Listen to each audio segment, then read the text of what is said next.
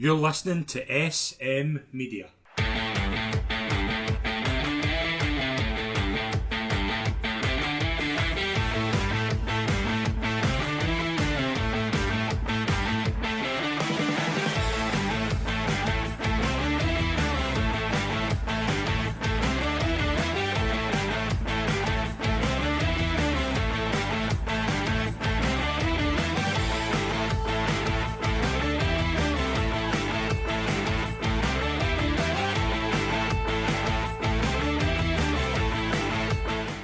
Welcome, folks, to our latest episode of the Rangers Assessment right here on SM Media, your podcast for all things Rangers. I'm Scott McPike. It's an absolute pleasure to be your host as always.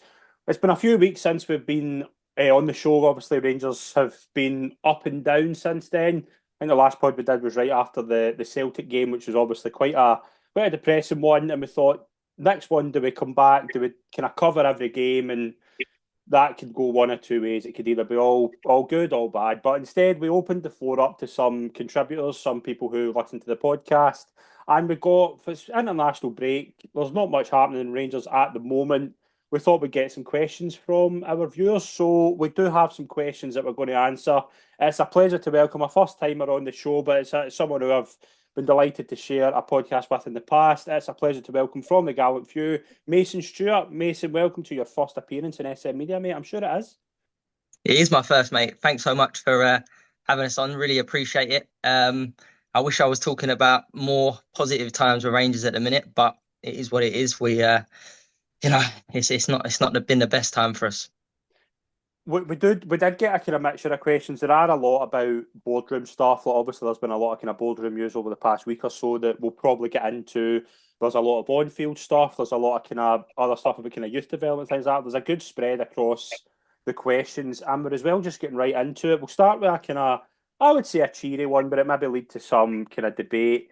Who do you think's been the signing of the season so far? Now, obviously, the transfer window developed a lot of kind of interest in terms of maybe it wasn't the transfer window I think a lot of us were expecting, but there's been a few kind of highlights from it so far. Mason, if I was to put you on the spot, who do you think's been the signing of the season that you've been most impressed with so far? I think this is the easiest question of the night, to be honest, Scott. But I think it's got to be Connor Barron.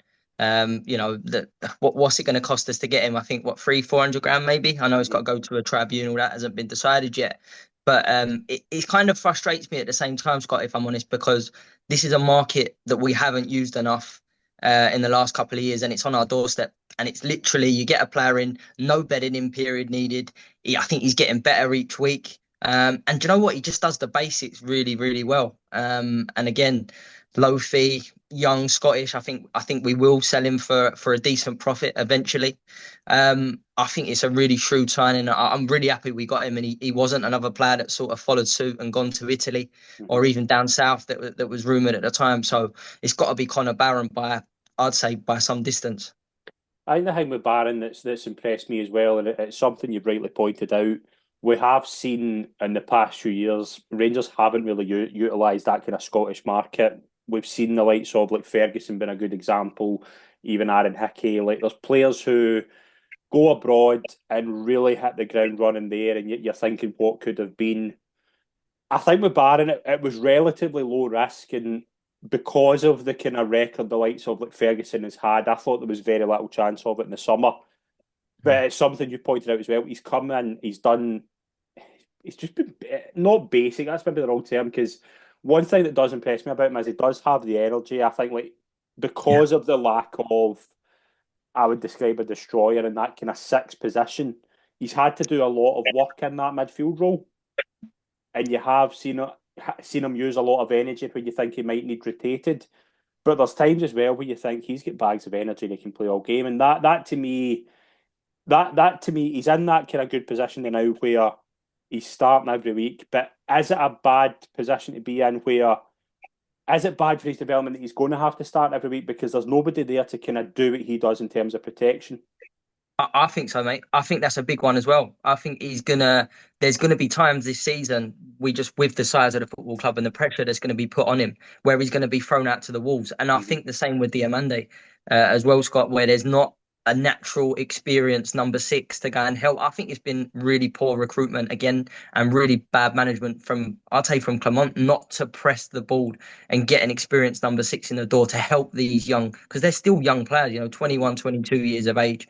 I think it is really poor. And I think the Lyon game was kind of the one where it's and obviously the Old Firm game where it really opened up, that them two just looked like they badly needed someone sitting behind. So I think as good as Connor Barron has been, I think there are going to be times this season where just comes with a territory that he's going to get some probably unfair criticism at his way in that Rangers midfield, because it is for me very, very lightweight.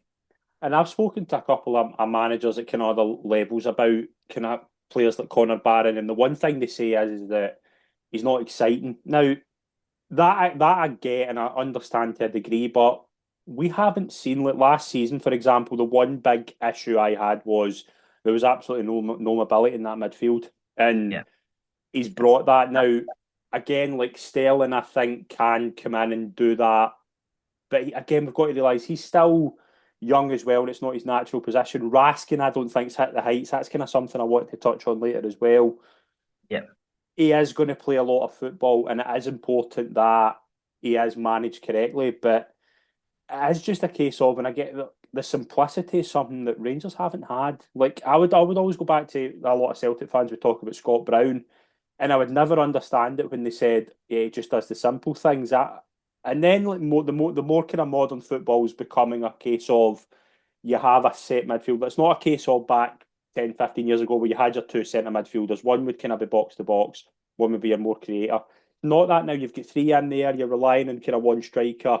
You need that player in there to sit and do the kind of hard work and be that kind of pivot from the back four into your creators. And Barron's doing that. If, for example, in January they do decide they do bring in a defensive midfielder in that position, that kind of player who can sit between the defence. Is Barron for you, like Barron and Diamande as well? Like, what do you think of their kind of partnership? Like, where have they been kind of at together? Because at times Diamande's in a bad rap, but I think Diamande's doing a lot of running as well, like having to track. Like, it's difficult to really assess when you've got two guys that are having to do three jobs essentially. It's difficult to see where they're at. Yeah, no, you're spot on, and I've said that, and I think Diamandi's had a little bit of unfair criticism at times. I think sometimes it's been justified. I think the St Johnstone game last weekend, I thought he was really, really, really poor on the ball, and that hasn't got anything to do with the amount of running he's doing. But you're spot on there to say them two are covering, trying to cover three positions between the two of them. And that ain't, especially against really good opposition, you're going to get found wanting. So if it was me, I think obviously we'll come to talk about Brahmi in a little while and him playing out on the left when he's been brought in as a number 10. But I think in January, what I'd probably be looking to do is bring in an experienced number 6, have Barron as the kind of box-to-box energetic midfielder in there, and then I'll probably push Diamandi up a little bit more. I'd completely drop the number 10. It's something that I spoke about a lot this summer. I think it's a luxury position that we're not in that. We haven't got enough good players for me to carry a number 10. And then I'd probably play Barami off the left with Yefti bumming on. That is where, for me, early signs we've looked really good. But in terms of that position that they're playing at the moment, we'll get away with it against the lower teams in the league. But the tougher away venues, and then obviously in Europe, it's a concern, because I don't think Dujon Sterling's a natural number 6 either. I think, again, you're right. In certain games, he can come in and give us that physicality, second balls, and again, just kind of the basics, if you like. But actually someone that knows how to play that position, and when we go 1-0 up, or even when we go 1-0 down, that can go and get the game by the scruff of the neck. That is what we're really, really lacking. Yeah. And in terms of the kind of signings over the summer, like the ones that have been made and kind of come into the first team, they've showed glimpses. Like Jeff Day, I think, has been quite a revelation, because like the one thing they were throwing at Jeff Day, particularly I remember after the Man United game, he can't defend. I've not really seen him been kind of caught out defensively. Like Lyon, I think, was a tough night for him, but like Proper, I think's developed pretty well coming in. I think him and Suter have clicked after we were really caught out at Parkhead, let's be honest. Cass and Virgil, I think's got real potential. I think if it was up to me, and I know people will talk about Tavernier later, but if it's to me, like he's shown enough to say that he can potentially make the right back spot his own. Like Barron's done pretty well. Like Igaman, I think, is a classic example of a project player. Like he's going to be in that position, Igaman, where he's going to have to come in, and it's going to take him time to get used to the climate. Cherny and Bajrami have shown glimpses as well. Bajrami looks to me to be the real kind of class act. Yeah. All the signings have shown glimpses, and it kind of shows that what I think the problem with recruitment has been not with who's come in, it's the fact that maybe there was 3 or 4 more needed. Yeah. Yeah, no, that's it. And it's been the case with us the last couple of years, really, where you're watching transfer deadline day, and I think we all said it. You know, we need 4. We all said it that day. We was never getting 4. No. You're just hoping that something's going to appear. A couple of things late on was going to appear left field, and all of a sudden, but that's a worrying position we was getting in sort of later on in the window. But you're spot on, and kind of listening to John Bennett again, I'm sure we'll touch on this in a little while, but it was a cost-cutting exercise this summer. And when you do that, it's very, very hard then to go and, fill, what do we say, 13 players with quality. And quality's been lacking for a good 18 months, 2 years in this team. And we are buying under pressure. Everyone we need to sign at the moment need to be hitting the ground running, and it's just not going to happen because we haven't got a core. I think if I'm being honest, I think Clement, with the transfer strategy, I think there needed to be more of a core built. That's my biggest frustration with our transfer dealings. We don't have a core and a lack of athletes as well. Something in the modern game, I can't believe that we just so lightweight. We're just so lightweight, and again, that got shown up for me heavily in the Lyon game. I know they're a really good side and they've spent a lot of money, but just it looked like a team of athletes against a team of young boys. Yeah, no, I think that's something that definitely needs addressed in January. Right, speaking of kind of boardroom and kind of John Bennett, obviously, like the past few weeks, we've seen a lot of change in the boardroom department. Obviously, like at this moment, we're recording this on the 13th of October. There's no permanent chairman, there's no chief executive, there's no, obviously, Craig Robertson's left, there's no head of football operations. I'm pretty sure there's no head of scouting. The director of football is not really a title that's there. There's a head of recruitment. I think there's a head of performance or something like that. I don't know if those 2 roles have been blended in. Right now, Mason, again, I don't pretend to know John Gilligan well at all. I've had the pleasure of kind of dealing with him and speaking to him on a couple of occasions. He did help me out with something on the channel, which I'll always be appreciative of. But I wouldn't say I know him well. I've just had the pleasure of speaking to him a couple of times. And one thing that I can guarantee is that John Gilligan's not there permanently. He's there to fill a hole, to kind of help out because he's been asked to. But the fact that we're sitting here in this position in 2024 and Rangers are in the boardroom's a bit of a shambles, to be honest. Like, it's a terrible, terrible situation to be in. How do we even look at it? Like, again, it's just so many problems in that department. And again, it does feed into the fact if a football club isn't working at the top, it trickles down to the football department. It trickles down on the pitch, and we're seeing that. Like, I would put a lot of problems in the summer in terms of recruitment at the foot of the board, the damage that's been done with the past 2 windows. But there's a lot of problems there. Like, where are we at right now? Like, the AGM's not long, and I don't think Gilligan will get it because I think everybody knows Gilligan's there to help out, but it's going to be a pretty bad AGM if things are exactly the same as they are now. It's going to be the worst one since the gazebo. Probably is. Yeah. It probably is, Scott, if I'm honest, because you've just read it out there. The amount of key positions at a football club the size of Rangers not currently in stature is shocking, and there's no excuses for that. I'll always be thankful to certain board members and the amount of money they've ploughed into the football club. Again, you can't thank them enough for that. But the way that they've managed the football club and the way they've spent that money the last couple of years is sackable. It is. There's no. My worry at the moment, Scott, is with John Gilligan coming in. Totally respect. Anytime I hear him talk, really respectful, and again, as you said, bleeds blue. But if he's not going to be there long term, it doesn't make sense for me to him again to go and hire a CEO, to then the chairman, someone else coming in as chairman that's got to work with him, Yeah. and then other key position. That for me is going to be a problem sort of straight away. So there needs to be a chairman first.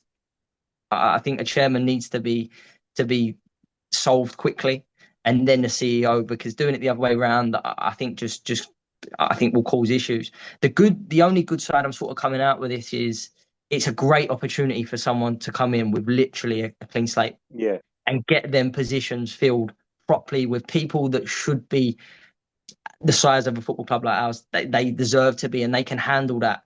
That's the only kind of positive I'm seeing out of this right now, because until this is sorted, you're absolutely spot on. It's going to keep affecting what we're seeing on the park, because it just naturally does. And the support are just we're at the stage here with the support. They're just having enough. Anyone I speak to, family, friends, they're all just sick of it, and it's just it needs sorted, and it needs sorted quickly. And you're just hoping that the decisions get made to these key positions that they're better than what we've seen in recent years.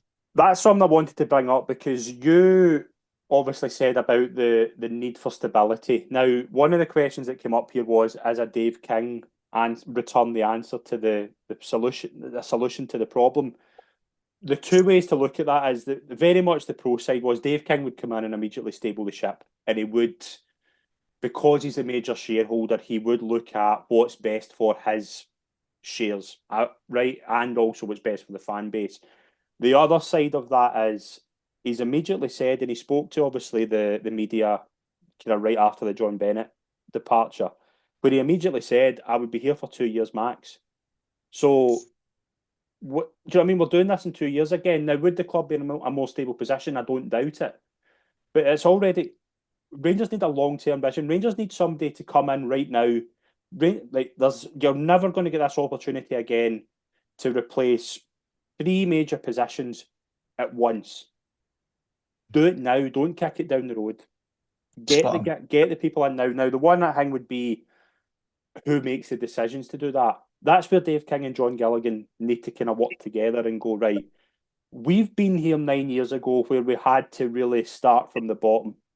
I'm not saying it's at the bottom, but it's not far off, because the club's kind of broken in terms of at a boardroom level. They need to work and go, right, who can we get in at the top of the tree, and somebody in the footballing department.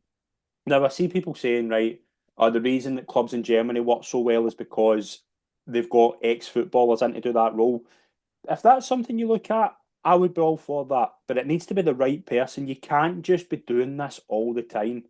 Look at where the club's at, where do you want it to be in 5 years, and start planning now, make the appointments now, and build a vision, as opposed to just every so often being back at the start, because that's where I feel Rangers have been at for so long. Mate, I couldn't have said it better myself, Scott. You're absolutely spot on, and this has been a problem from top level. There's been no strategy, there's been no plan. They all talk a good game. They all say the right things. And by the way, John Bennett, just to sort of follow what you said, and his health is the most important thing, and I hope he's getting the full recovery. Again, thank him for his efforts, but his interview a couple of years ago was saying all the right things, but he's under his leadership, he's took the football club so far back. Yeah. And it is just that clear lack of planning, and we've seen it on the park, as I said, the amount of players that we have to each summer see leave, and then players come in. And it's kind of been the same with the boardroom as well, Scott. It's been the same. We've seen it. Even King, you touched on Dave King there. You're saying, "Oh, look, I can come back for 2 years to be chairman." No, that's no good.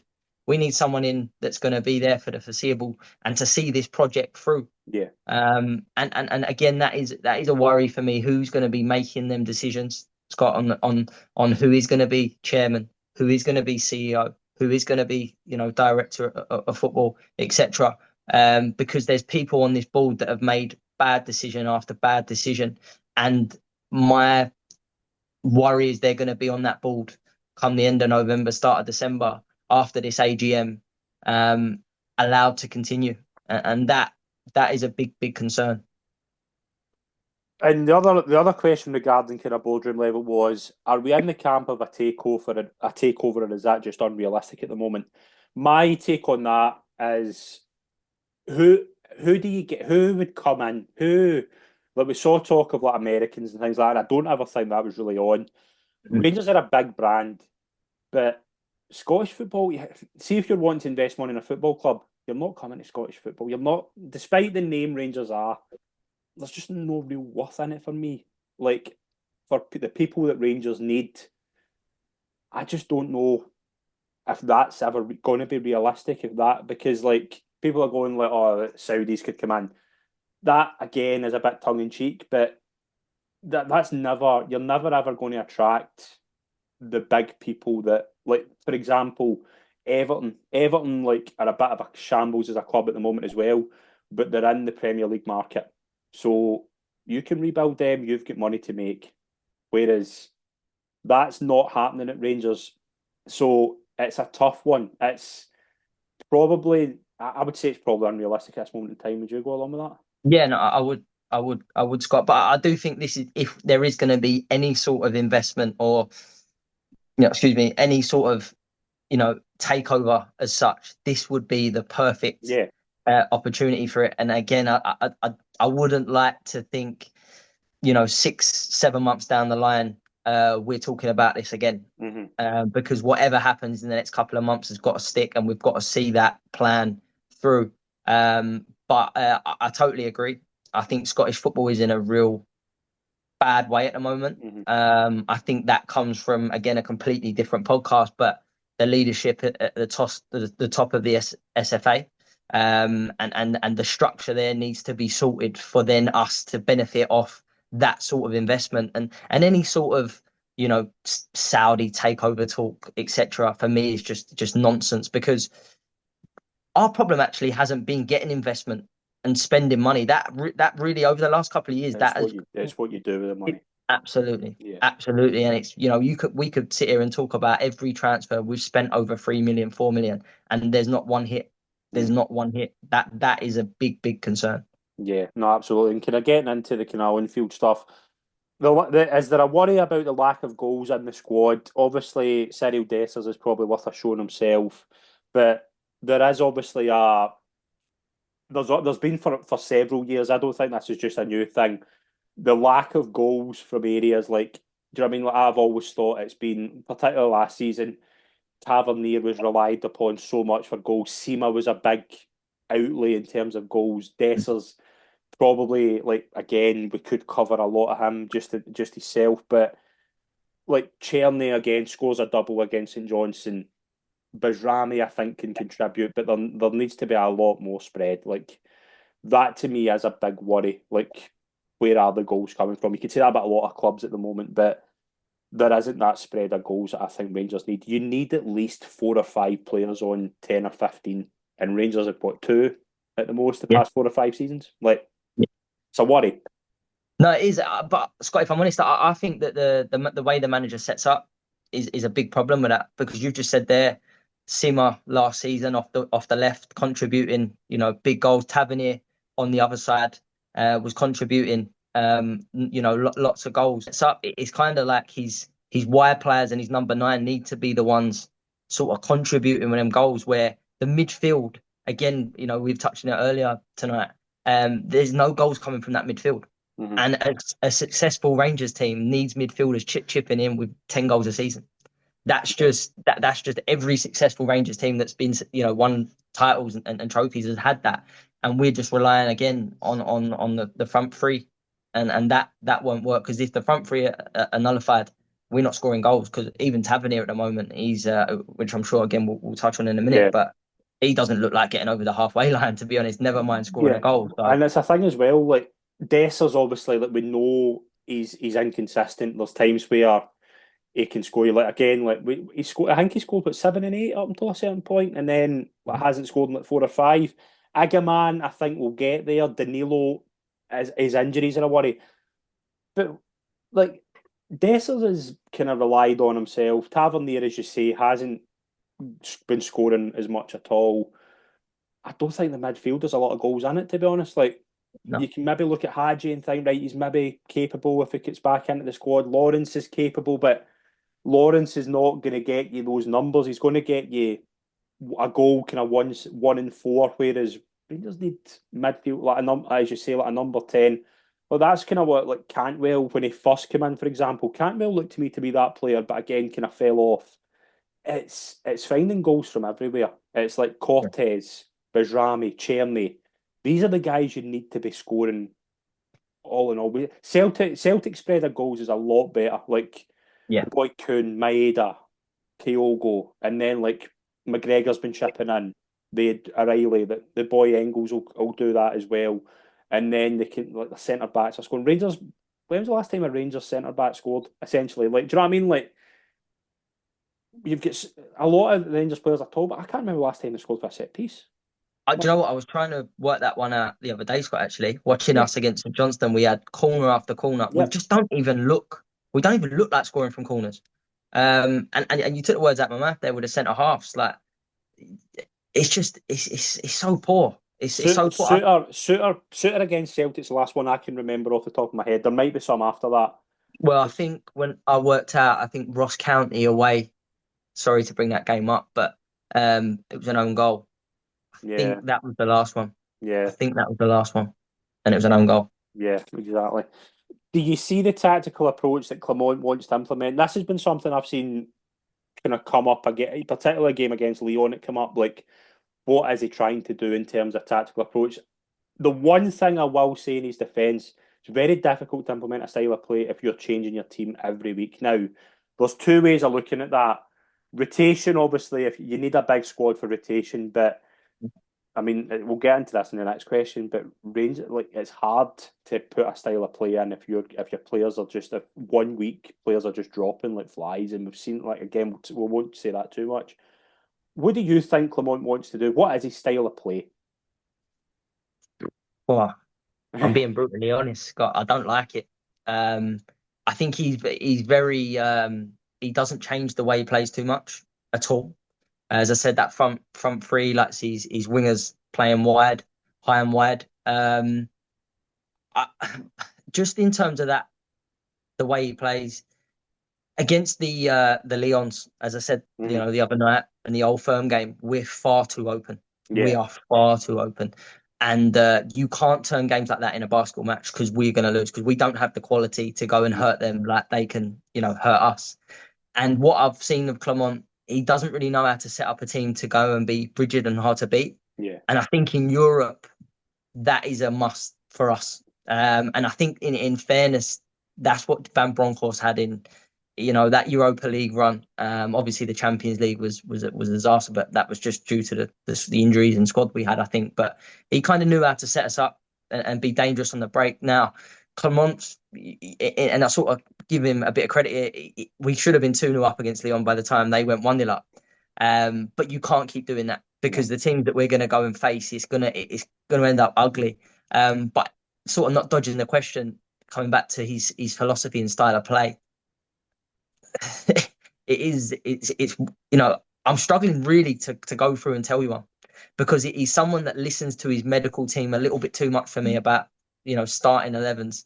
He changes it a lot, and we don't really have that kind of run of seeing that same 11, 12 each week, which I think we need at the minute. Yeah, and that again leads to something that I have been vocal about for a long, long time.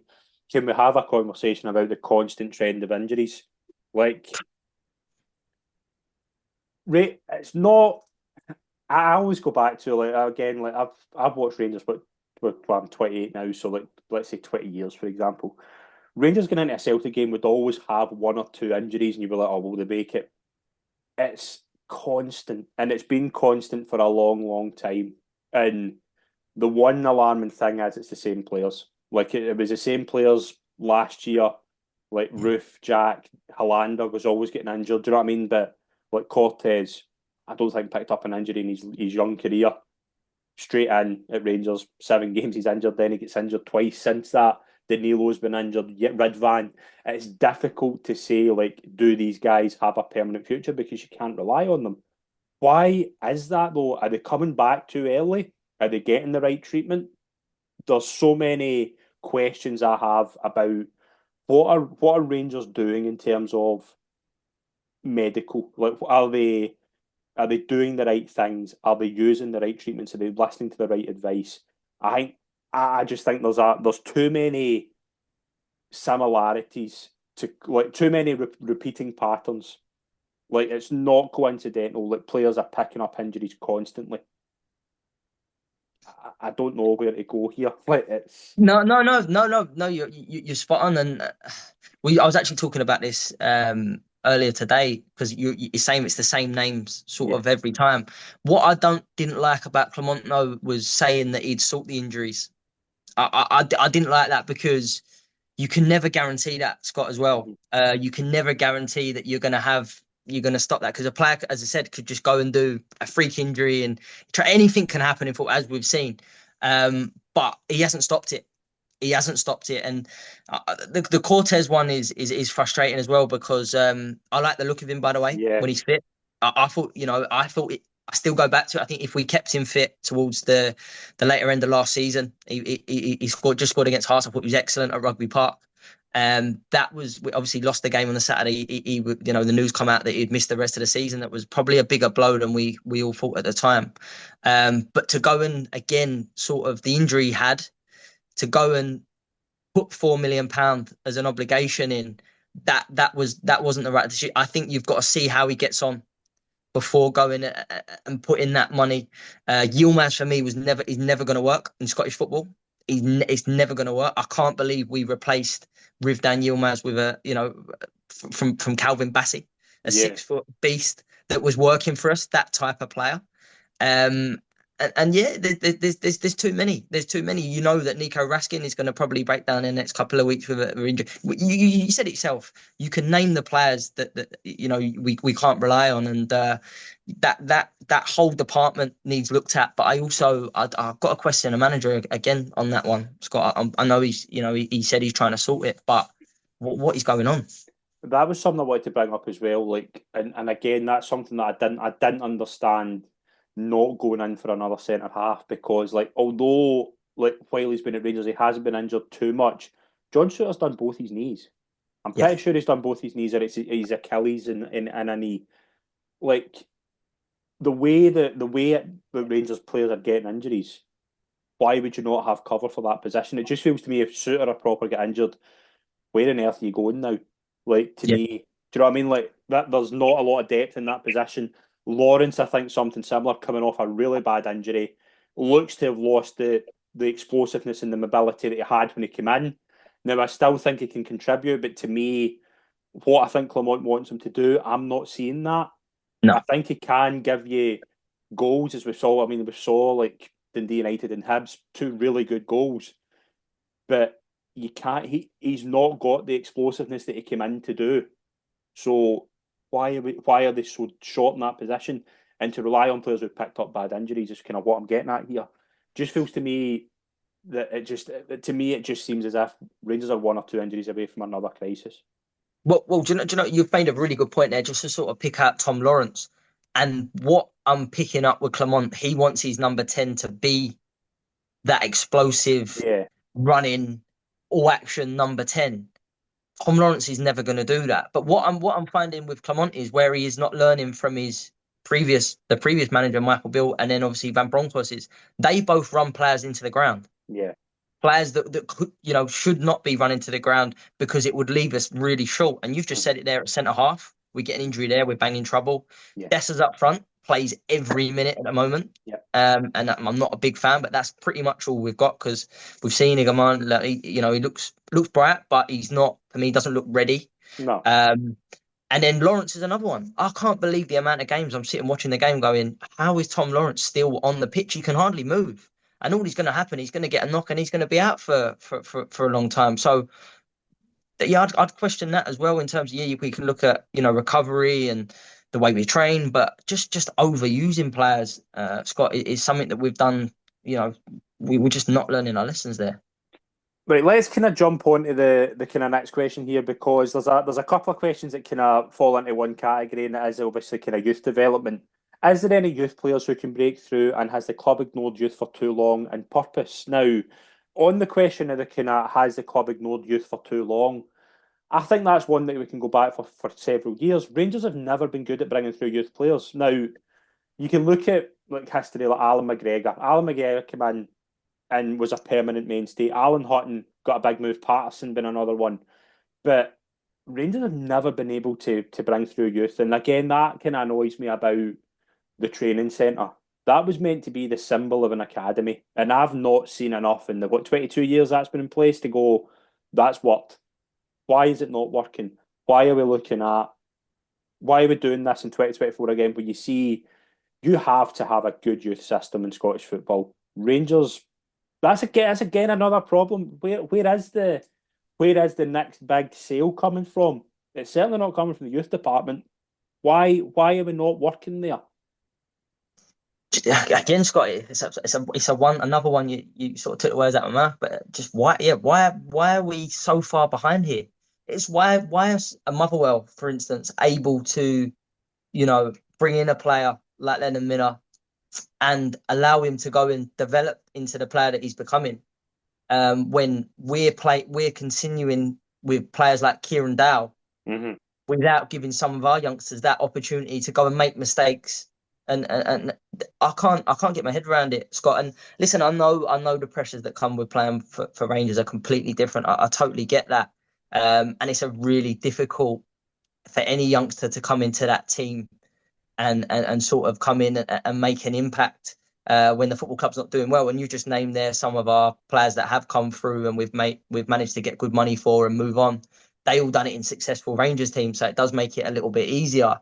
But I don't know about yourself, Scott, but anytime I watch the B team or watch the 18s, I'm very rarely impressed with what I'm seeing. And that might sound brutally honest, but there's no one that ever really stands out for me that I think, oh, I'd like to see them in the first team soon. Not consistently, anyway. I might get the odd game here and there. They look okay. But then I'll watch them again the next week and I'm like, you don't look ready for it. But I think that does bring to the question the kind of youth set up in Scotland as well. I think to have these BT games as is and friendlies every now and then is never going to make you ready for a Rangers first team. And they just don't look. I think a lot of the players that I watch, again, watching, Premier League, etc., our boys look like young boys and they physically don't look ready to come in. And that's another one with the youth department that I'm not sure what's going on there. But it is another area of the football club. And again, I hate to be negative because I feel like probably I've been quite a bit on this pod, but just being totally honest, it's another area we're failing big time as a football club where it's a really important area where we could be getting, funds in to go and strengthen and go and be in a better position. But you're absolutely spot on what you said at the start, Scott. There's no one in there that's going to be making us any money anytime soon. But I think there's a couple of things. The first thing, I think you touch on something interesting about the B team. The B team, to me, I think the big problem is opposition. Like, when they were in the Lowland League, I watched a couple of Lowland League games and I looked at it going, the level here from like Leon King was a great example. He went from Lowland League to then playing against like Mohamed Salah, like Victor Osimhen. Like, do you know what I mean? That's a country mile. And players aren't ready for that. And the problem you've got with somebody like Leon King is, what age is he now? 22, 23? 22, 23, mate. Yeah, I think he is, yeah. If he's not breaking in at Rangers, he's probably like Lewis Mayles went and done it. The boy Stephen Kelly, I think, was another one who wasn't going to make it at Rangers and he's went to Livingston and he's playing every week. Now, there's a big difference between Rangers and Livingston, I get that, but these players have kind of realised, I'm not going to make it there, I need to go out and play every week. There's players in that Rangers kind of youth team that have maybe played, 50, 60 games, like youth level? Like, do you know what I mean? Like, and it's not the same level. There's players the same age, I mean, in Scotland that have played maybe like double that just by playing in the first team because they've went and explored opportunities. Like Leon King, I think is going to really struggle now because he's only there because in case something happens, in case there's another injury crisis. McCausland, I think one thing I will say about him, he looks to have really improved on a couple of things that I think he was lacking, like his work rate, for example, his ability to track back. I think were things that really kind of held him back last year. Looks to have picked up on that. But the opposition, right? Like, do you know what I mean? You're not going to learn playing friendlies with your players at a similar age, and then you're also not going to learn playing against fifth-tier opposition. Now, no disrespect to the Lowland League, but we know that. How many Celtic haven't had many players break into the first team for the Lowland League? It hasn't worked.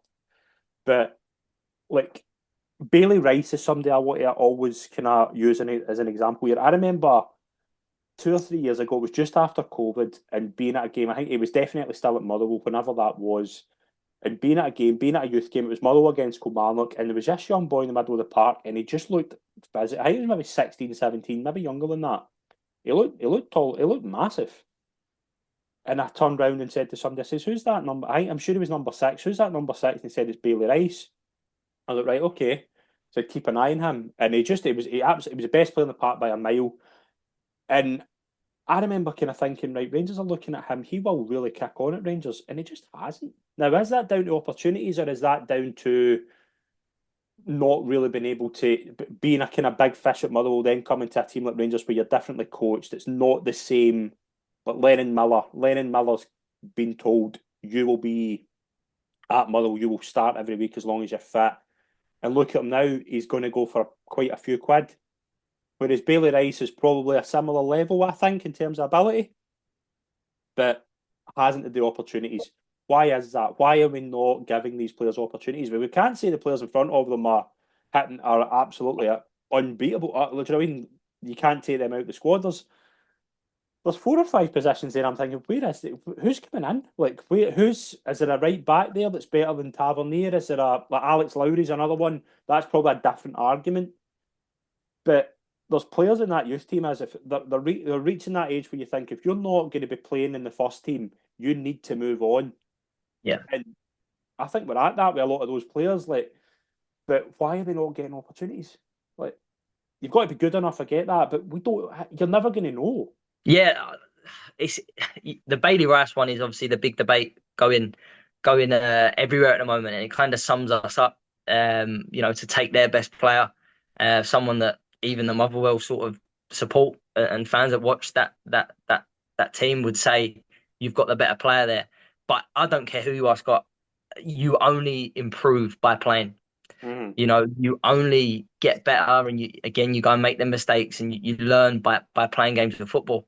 And actually, another one I spoke on a podcast not long ago, and I still can't believe Leon King, Alex Lowry, Adam Devine are all sort of kicking about with us, Scott, if I'm honest, because they're never going to make it with us. And again, that might sound extremely harsh. I think in Leon King's case, he needed to go out on loan after that really disappointing. In terms of season for us, I don't want to be too hard on a young kid because it was, as you said, coming up against the teams that we did, and it was a real hard lesson for him. But I think then he needs to go out on loan and go, right, how can I go and rectify some of them, them mistakes that he had in the game and learn a lesson off of real quality players. But instead, he sits on the bench for us for the next year, 18 months, not really learning anything else as he hasn't played. And I think we can all, as I said, I think we can all agree that the 3 I've just mentioned, and I'm sure there's a couple more, won't be making it with us. But why are we holding on to them? And if it is just to tick boxes for a European quota, then that is really, really poor management from us. Because for me, I can't see why else they're still there. And again, that might sound harsh, but that for me, that's what it looks like. Well, here's another example, right? The boy, the Rangers side from AC Milan's Inciala, I think you pronounce him, the defender. The first thing Clement came out and said was he's not going to be first team, like he's going to have a year. I think he said he's going to have a year in the youth team. My argument to that is that, I can see like he's obviously a long-term prospect, but to me, he's going to have a year in the B team where he's going to be playing next to no opposition. So is he not better getting a year out and loan at maybe a Scottish club, learning the Scottish culture, or even going to like a kind of tier 3 club in England, learning British football, and then you have him back next year, as opposed to having him there for a season, playing against Leicester B do you know what I mean? Teams like that, where he's not really learning anything, and then he comes in next season, right? He's a first team player now, makes a mistake his first 2 games, the crowd are down his throat. Like, to me, that doesn't make any sense. To me, he's better going out and loan in Scotland, whether it's like a Hearts, a Kilmarnock, a Motherwell, somewhere like that, then bring him in. Because that to me is better than what he's doing just now. Because he's clearly not ready for first team, but he must be good enough to play in Scotland if you're signing him from AC Milan. So get him out and loan somewhere, as opposed to where he is just now. To me, that just makes no sense. Insiala is a really strange one, because you're absolutely spot on again. You bring him in. I think we all assumed that we'd see a lot of him this season, whether it be at left side of centre back or at left back, but we've not seen him at all. So to not, as I say, use him or loan him out. It's as simple as that. I think another area that the support are really getting fed up of is seeing these experienced pros make the same mistakes over and over, and the youngsters not given an opportunity. So it is a signing that at the moment, and Clement said it a couple of times. He said, he's not going to be ready now, but in 6 months, a year's time, you don't get that time with Rangers because you won't be the manager benefiting from them players. 100%. So I can't, again, I kind of worry in them comments, Scott, because I don't know if the manager fully understands where he's at. And is that a thing as well, and this is something that again, supporters might think, oh, you're way too critical. I think this is valid. I like McCausland, for example. Well, I was at a couple of games last season and I watched McCausland make a few mistakes and he got absolutely brutalised by the support. He's a young kid coming into the squad. Like you need to be patient. I think a big problem with the Rangers support right now is there's an unrealistic ambition of we should be competing. Look at the squad. Look at where Rangers are at. Rangers are probably where they should be. Like with the squad we've got, you're right. Yeah. So you're going to have to see that if you're going to bring youth in, you have to be patient. You have to look at players and go, right, they take time. Do you know what I mean? There's a reason they're developing. Do you know what I mean? They're not the finished article yet. You have to be patient. And I've always thought with the Rangers support, they're way too critical in youth players. And I don't think that helps either. Not to say it's the main thing. I think it is a big part of it, though. I think, like, people would say about Leon King coming in tomorrow, if he come in for the next game, Leon King starting, why is he playing? Yeah. As opposed to, right, okay, he maybe had a bad time there. There's a player in there. Be a bit more patient. It's a tough one to balance, but I think it's a factor. No, it is, Scott. I think that leads on, some of the criticism to Ross McCausland over the last couple of months. I think it's been really, really harsh. I think it's a little bit disappointing to see, because, but we kind of know what it's like. No one is safe when we're as I said, we're at a low point at the moment and no one's safe. But for some of the young players, that could break them. Yeah, that could break them. But that does also come with the territory. I think you need to be able to handle that if you want to be successful for us. Which again, it does lead it. It's such a difficult football club to make it at, because I honestly think if you make it with us, you make it anywhere. Yeah, absolutely. And again, kind of switching to another kind of side, maybe kind of towards the more kind of elder kind of side of the squad. Where are we at here with James Tavernier? Should he be phased out, or is that disrespectful? Because a few people have got to me about kind of like when kind of doing player ratings and things like that. Like, I'm way too tough in Tavernier. That's kind of something I've heard a lot. My side of that is I'm looking at James Tavernier in 2024, and it's not the same player. And that to me is enough in itself to go, right, the time has kind of come here where you need to say thanks, Tavernier. It should have been in the summer. Hasn't obviously happened. We don't know what happened ins and outs. There was interest. It hasn't worked out. But to me, I'm looking at James Tavernier now and thinking, you're not the same player anymore. And the worst thing is, I think the worst thing of anything is he knows that. And when the player knows that, do you know what I mean? When does it ever work? When does it ever end successfully? To me, it's the big thing of James Tavernier right now. What's probably going to happen again? I'm looking at this already. Daisen Maeda has his number, and we're going to see it again in January. Whether we like it or not, Rangers are going to play Celtic in January. Maeda's going to destroy Tavernier. We're going to be having this conversation again. Like, we've seen this movie. We know how this movie's going to end. Where do you think? Am I being disrespectful or am I No, being fair? no, you're spot on. You're spot on, and you could probably be a lot more harsher as well. Paul Scott, I think you're absolutely spot on. Tavernier should have left this summer. Should have gone. Should have gone. Casemiro should be in, or Sterling playing right back. That for me, that was part of the you know, start of a new era. Yeah, Because all Tavernier is doing now is harming his reputation with the yeah, support. yeah. We've seen it with players before. They stay a year too long and the reputation's gone down the pan. He's the captain as well. Mm-hmm. And this is where it sort of feedbacks to Clement, because I don't think Clement's helped him at all. No. Even the other night, Scott, again, the Lyon game, I'll come back to it again, but you surely, someone at the football club is watching Lyon and watching how good they are out in the wings. And you're going, Sterling, Casemiro, they both need to play for me. They both need to get in, somehow need to get into this Rangers team, because they give us all the things that I've spoke about we haven't got tonight. Yeah. And you go, right, nullify them, because they'll deal with that threat better than Tavernier.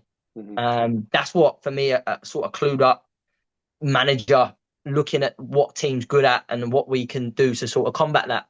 And he didn't. He threw Tavernier, left him on, and it was 4-1 but by the time he makes that change. And it's probably 4 weeks too late. So it's an easy one for me. I've been one of Tavernier's biggest fans for years. I think he's been underappreciated. But now's the time. Get him out the team. Get these boys in. And I honestly think it will make us better straight away. Straight away, I think you'll see it. That was one of the biggest things that I always said about Tavernier was, and again, I go back to his first season, putting him in the Scottish Cup final. I'll never forget this. Anthony Stokes ripped him apart. But the one thing, like we've always said, Tavernier was never a good defender. No. But the one thing he had going for him was he could bomb up and down. He was such an attacking threat. When you lose that, to me, it's not that he's like that, like null and void where he can't contribute. He probably will still pop up from time to time and give you those big moments that he even did last season in stages. Even last season, though, you were seeing him, he was slowing down. He was getting a lot more. It was taking him a lot longer to get back, for example. And how many times have we seen goals coming from that right side this season? Even this season, Dynamo Kiev been a good example. I think both their goals come from that right side.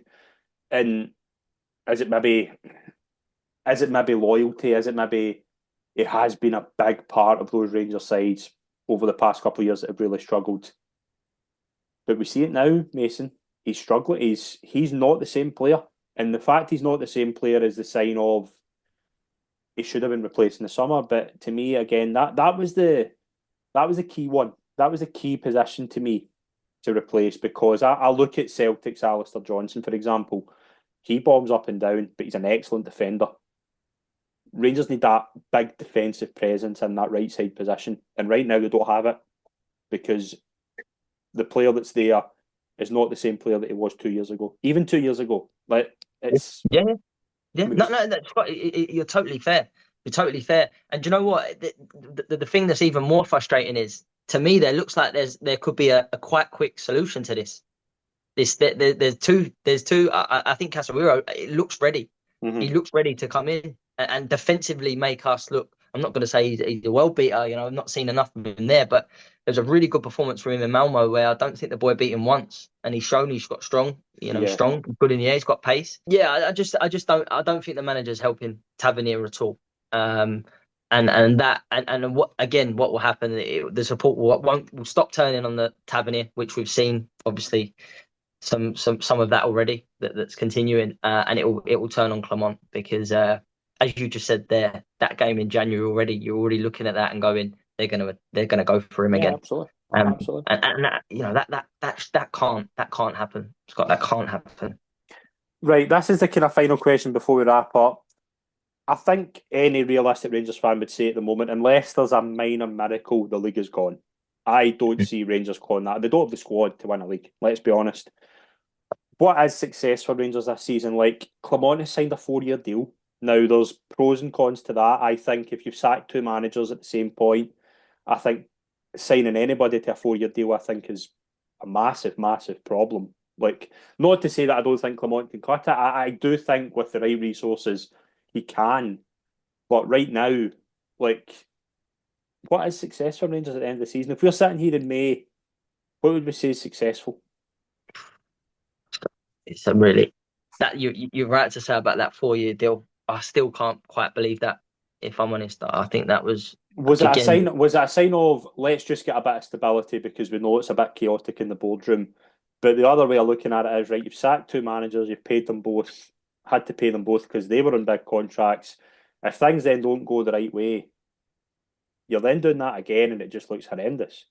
So I think that we've seen, Scott, the kind of the patience within the support, and the support will roost here, like it or not. I've seen a lot of supporters sort of disagree with it and say, no, the board are going to stick with him no matter what. See if we fall 10, 11 points behind. I don't care who's in charge. They're not surviving that without any signs of sort of progress, which I don't think there has been. Maybe that might sound harsh. Let's not forget Giovanni Van Bronckhorst got us to a European final and was sacked 3 months later, 4 months later. Yeah. Clement's not done anything close to that. So to give him another extended deal and potentially, what's the point? My point is with this, what's the point of clearing £10 million off the wage bill if you're potentially going to have to go and use 4.5, 5 million of that to go and sack the manager, where it gets to the point where people stop going to Ibrox, because that's what will happen. If it gets so bad, I thought they should have just waited a little bit longer and just see how the season started. Wait till we get to that time again in October, November, and then reassess it. If Clement's ticking all the boxes, then go and give him a new deal. I thought it was really, really poor sort of decision that Scott, and I hope it's not one that again, another decision that we kind of rue. But come back to your first question there. What's success for us? It's really hard to say anything but winning the league, but you are right in your assessment. You've got to say a trophy in terms of Scottish Cup, League Cup again, and pushing this Celtic team as far as we can and winning a couple of Old Firm games. Really disappointing to sit here and say that tonight, but that's just being realistic. It has to beat Celtic, whether Celtic are miles clear at this point. I've seen Rangers teams 15 points behind and Rangers go and beat Celtic. Do you know what I mean? Like, it's not out of the realms of possibility. And I do think that Celtic team's a lot better. And I think they're a lot better in terms of managing a squad managing. Do you know what I mean? Like, yeah. But I look at this season as very much, if this is going to be the start of a project where you're right, it's not going to take one window. We knew that in the summer. Even though it was a massive disappointment, we knew it wasn't going to take one window. If Rangers are challenging Aberdeen for second, and that's not out of the realms of possibility because they've started so well.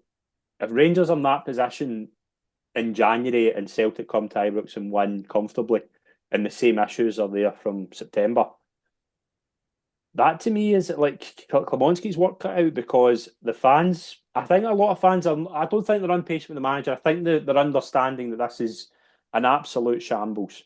And then it's obviously it starts in the boardroom and works its way down. But to me, how many games has Clement played against Celtic? 6, 5? And he's lost. He's drew 1, lost 4. Yeah.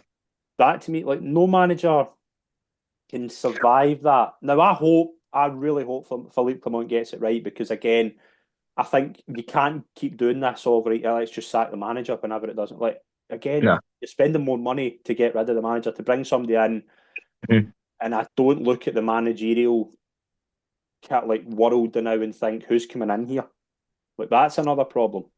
Yeah, you're absolutely a Rangers manager that can't beat Celtic won't last. Yeah. So I think that game in January, might sound, again, people might disagree, fair enough, but I think it's a must win for Clement. If he's still here. Hopefully, we're in a position where he still is.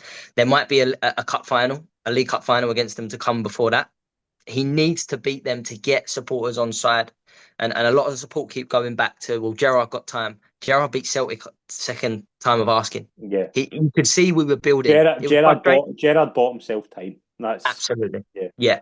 And in just whilst you said it there, the managerial world, you're right.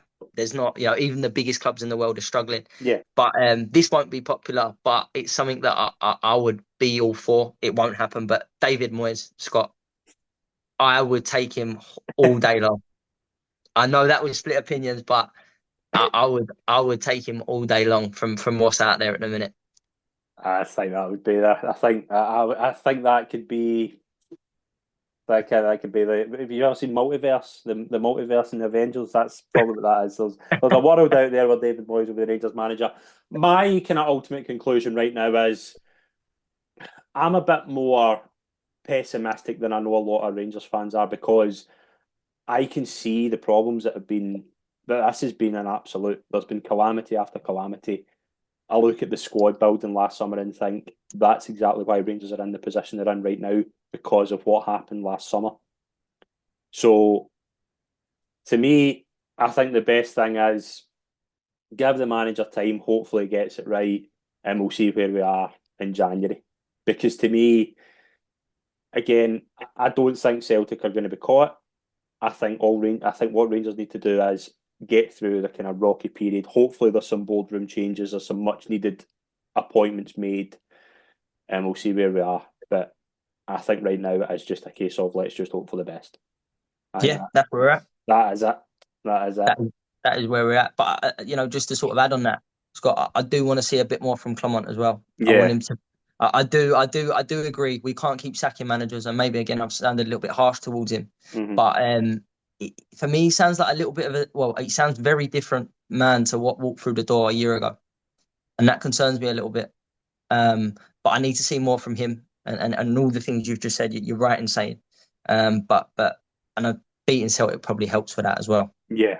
But as I say, let's just kind of see where we're at in terms of kind of January. But we will be back. We've got a busy kind of couple of weeks coming up from a Rangers perspective. There's a lot of games between now and the next international break, and will be a more regular channel going forward. Mason, thank you very much for your first appearance, mate. I've thoroughly enjoyed it.